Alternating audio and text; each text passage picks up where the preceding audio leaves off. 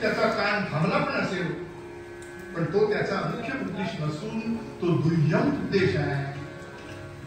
त्याची उपयुक्तता लिखाणासाठी आहे. तद्भव म्हणजे त्याप्रमाणे आपलं जीवन हे प्रपंचामध्ये लोळत राहण्यासाठी नाही आहे.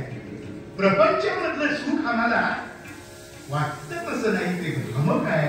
या कारणानं म्हणजे मगाशी मी सुखाबद्दल बोललो बरं सांगत ते भ्रामक असल्या कारणानं, ते भ्रम निर्माण करणारं असल्या कारणानं त्या सुखात आम्ही लोळतो.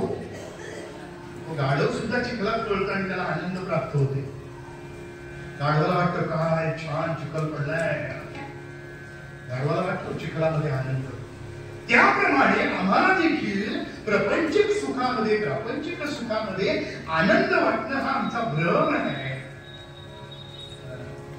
जोपर्यंत आम्ही तिथे गुंतून आहोत तोपर्यंत आम्हाला या सुखाची कल्पना येणार नाही. आणि म्हणून महाराज म्हणाले, घेई घेई माझे माझे गोड नाम विठोल वाचे. वाचेला त्या गोड नाम घेण्याची सवय लावा. गोड नाम म्हणजे या जीवाचं गोड करणारे. ते नाम कसं गोड, कसं गोड?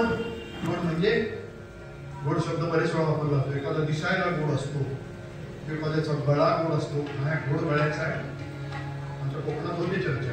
पहिल्या दिवशी बुवाला बघायला येतात, काय गोड गळा आहे. गळा गोड म्हणजे आवाज गोड आहे, मधुर आहे. काही वस्तू खाण्याच्या गोड असतात. वास्तविक पाहता या तिन्ही संदर्भाने आपण गेलं तर ते संदर्भ आपल्या प्रपंचापुरते. इथे गोड या शब्दाचा अर्थ आयुष्याच्या अंतकाळी या जीवाचं हित करणारं एकमेव तत्व आहे, ते नाम आहे.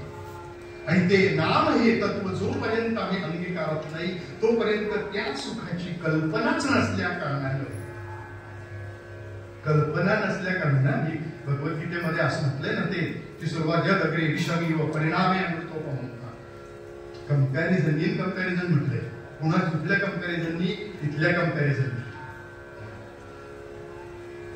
भगवद्गीता समजून घ्यायला फार कठीण आहे. शिका म्हणाले सुरुवातीला ते विषासारखं वाटेल. सात्विक सुखाची कल्पना सांगितली. यदग्रे विषमे परिणामे अमृतोपमं तत्सुखं सात्विकं प्रोक्तं आत्मबुद्धी. भगवद्गीता सांगते विषमी व कुणासाठी आणि कशाशी कंपेअर करता लौकिक सुखाची.